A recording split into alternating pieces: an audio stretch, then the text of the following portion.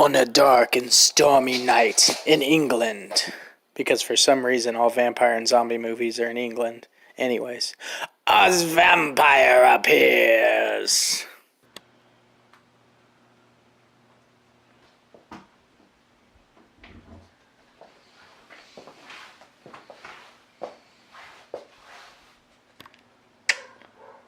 Who are you?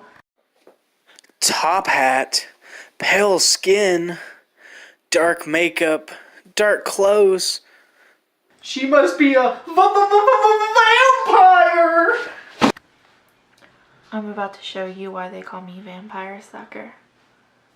Oh, please, don't. Zoinks!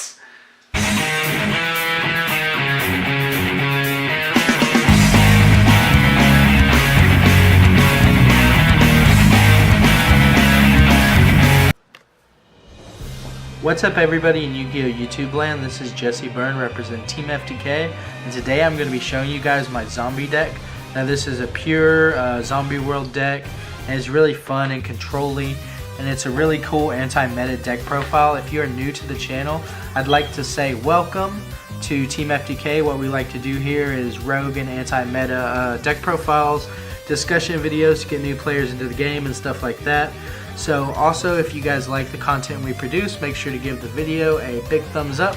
Please like, comment, subscribe, ring the bell for more notifications. Also check us out on PayPal and Patreon to help support the team, to buy new merchandise, cards, you know, all that other stuff to help us make good videos. And yeah, if you guys want to get yourselves a custom playmat like you see in this video, please make sure to click the link in the description for Inked Gaming. Enter our promo code TeamFTK10, that is TeamFTK10, to get 10% off of your order today. So it helps us, it helps you, and it helps Inked Gaming. So yeah, I'm gonna get a list and show you guys what I play. My choices are a little bit different from some builds, but I want to know definitely what you guys think. So starting off the list, we run 3 Una Zombie.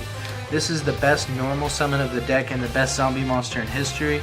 Basically what you can do is you can target a zombie monster and send a zombie from either deck or graveyard to increase that zombie's level, from deck or hand, excuse me, to the graveyard to increase that zombie's level. So you can send like from your hand or your deck once per turn, either or. And it's like both effects, so you can send from hand and deck, but like 2 separate effects, if that makes sense. It's really busted though, and it's a tuner, so you can do all types of shenanigans with this, and the artwork is really cool because it's like a couple of zombies just like singing karaoke, and yeah, it's a really cool card. Then we go into the 3 Shiranui Solitaire. This card is a tribute that gets you 2 zombie monsters, so basically you tribute it and it becomes, you know, 3 more copies of Una Zombie, which is really busted. So 3 Solitaires a must. Then we go on to 3 Mizuki, which is really standard for zombies. This is a monster reborn basically. It is the Horseman putting in work, so you banish this to special summon a zombie monster in your graveyard. It's not once per turn, so it's the nuts, so yeah. Horseman puts in work. Then we play 3 Bloom. This is controversial because everybody plays 2. I like to play 3 because I play 3 Doom King, which is also controversial, but I also play front lines, so I want to be able to search out my front lines. This is really good because what it does basically is if it's sent to the graveyard, you can banish it to add a level 5 or higher zombie monster, but if Zombie World's on the field, you get to special summon that monster instead, so it's really busted. And it's just really good because you can special summon off 1-for-1, and I always resolve 3, like not in one game, but like over time periods of games, like you can easily resolve 3 in one game.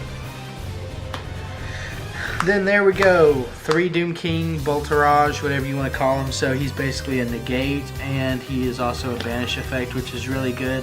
And it's whenever a zombie monster activates their effect, you can chain the effect to do that. So everything becomes zombies under Zombie World.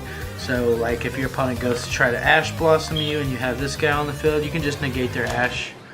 You know, and also like if you have Zombie World on the field, your opponent normal summons, like say Candina, that's a good example of a normal summon.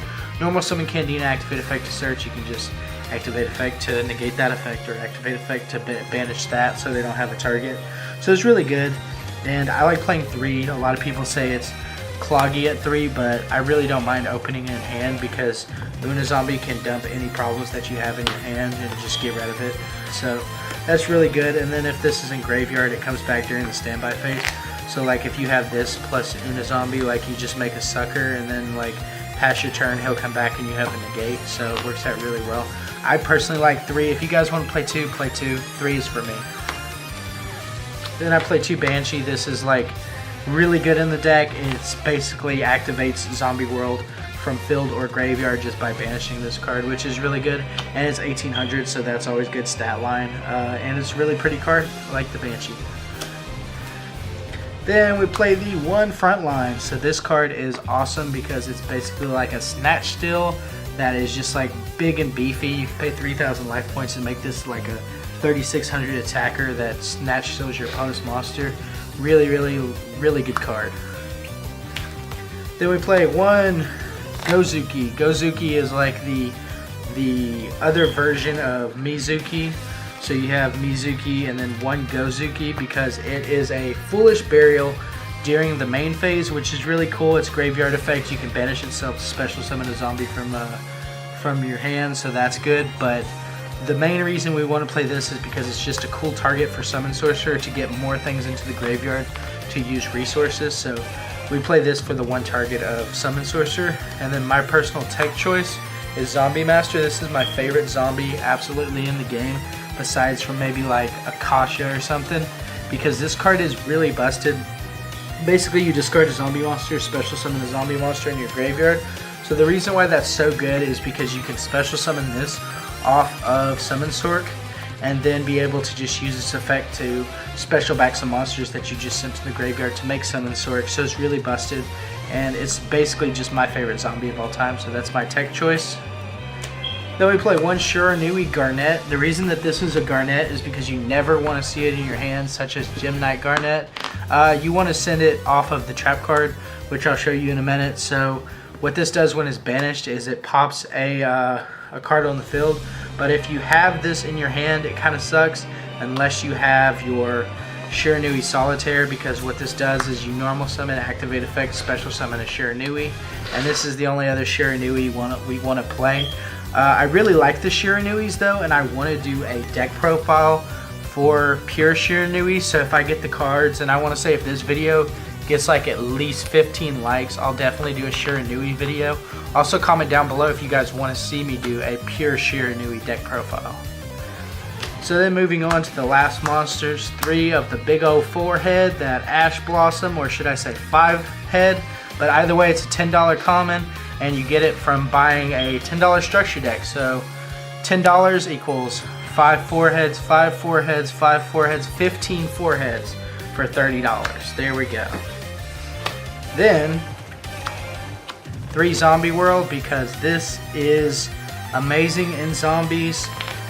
Both players' monsters become zombies in field and graveyard, so the entire field becomes zombies, so you are able to just control it with like Doom King, which makes it where your opponent's monsters become zombies, as I mentioned before. Not only that, you can't tribute monsters except for zombies.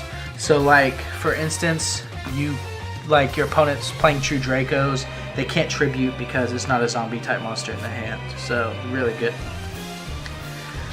3 Called by the Graves, because we send a lot of cards to graveyard with Zombie, with Gozuki, with Foolish Burial, all that other type of stuff, and we don't want our opponent to use Ash Blossom on us, so we want to use Called by the Grave on them. Then we play the sick 1-ofs and zombies. We have 1 Foolish Burial, sends off everything you need to the graveyard. Most of the time you send your Mizuki, or your Banshee, or your Bloom. Really good card. Then we play 1 Monster Reborn, self-explanatory, special summon back anything you want from either player's graveyard. They're all zombies anyways, so it's all good. Then we play 1 for 1, discard a monster, so if you have like Mizuki in hand, then you can special summon your Bloom off of this, then like make a Link Karibo and get a Doom King for free, so it's really good. and most of the time you like to discard something off of 1-for-1. Super Poly is amazing in this deck because we have so many targets that are zombies. Your opponent's monsters become zombies, so then we can just fusion off our opponent's monsters. Your opponent can't respond to Super Poly. It really shouldn't be in the game, but it's really good in zombies. My sick tech for the deck is Instant Fusion. So Instant Fusion and Zombie Master are like my techs for the deck. Some people like them, some people don't.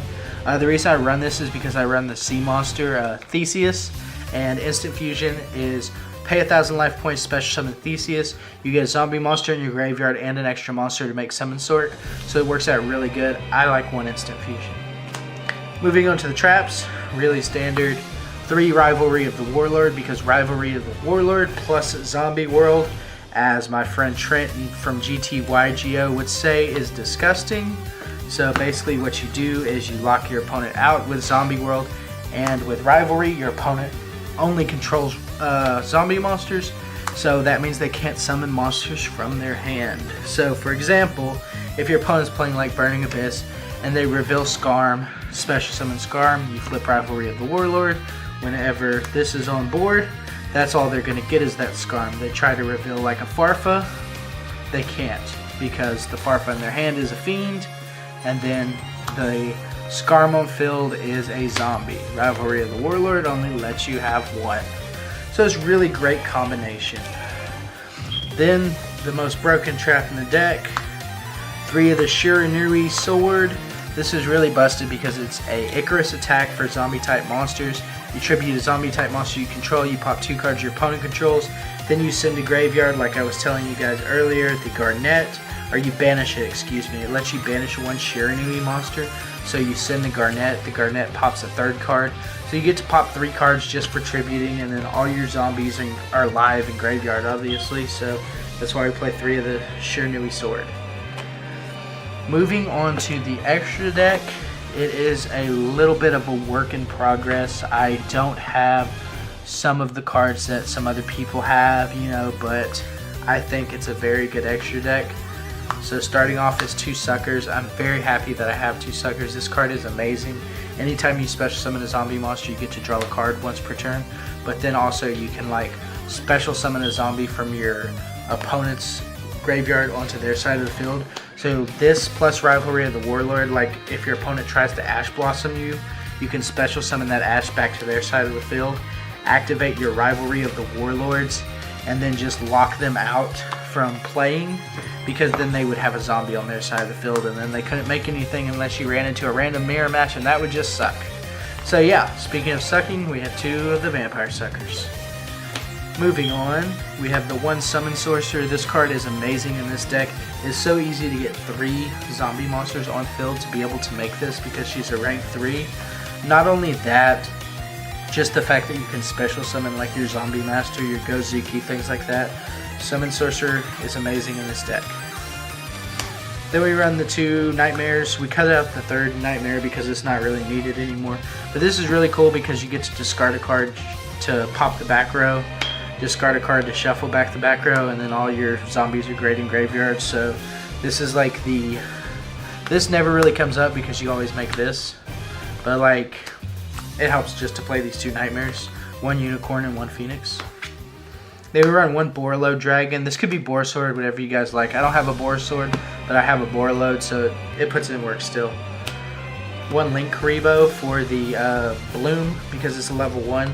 So you just go into Link Karibo, and then you get his effect. If you have Zombie World on field, it works out even better. Then running on to the Synchros, we have 1 Bills, 1 of the new Necro Red Eyes. I never make him. He's a 7, but he looks cool, and just in case it comes up, but I've never made him. The Bills, though, comes up a lot. And then we play the OG Boss Monster of Zombies, which is Cyphering Lord Omega. He's really busted because he lets you recycle your Mizukis back into the graveyard, and then, you know, you can take a card out of your opponent's hand and just be like, haha, Omega, you know, so he's really good. And then, in case you have Rivalry of the Warlords on field and still want a Synchro, we play the Shiranui Samurai guy. He's really busted. He's level 8. He lets you get into a lot of different kind of shenanigans because he gains attack and he's already 3,000. So if you have rivalry and you have like, you know, Una Zombie, send a card, make him gain a level, banish Mizuki, special summon back, make this guy, there you go. Then we have some fusions right here. We have Theseus. This card is my favorite Tekken zombies because not only is he a 2200 beat stick, but he's also a tuner. So you know if it comes up, it comes up. Then I play the Starving Venom because he takes only 2 dark monsters. You run a shitload of dark monsters and zombies. Also your opponent runs some, you know, darks going around. You can always just super poly for that. And then the main one that we super poly for is the Big Zombie Fusion Guy. That is officially his name from this day forward. The Big Zombie Fusion Guy. 3000 attack. Super poly. Your opponent's monsters become zombies underneath the zombie world. So you activate super poly. Your opponent cannot respond to super poly. Then you special summon this big fucker for free. Really good. Then I play one XYZ choice, which is playing Abyss Dweller. If you guys want to play Bambuska or Tornado Dragon, go right ahead. I like Abyss Dweller just because I want to be able to turn off my graveyard's effects. And yeah, stun out my opponent. So this was Jesse Byrne representing Team FTK. Make sure to like, comment, and subscribe. Click that bell for more videos. Hit the bell to be notified and all that other good stuff. Make sure to check us out on PayPal, Patreon, Inked Gaming, and all that other good stuff. So this was Jesse Byrne out.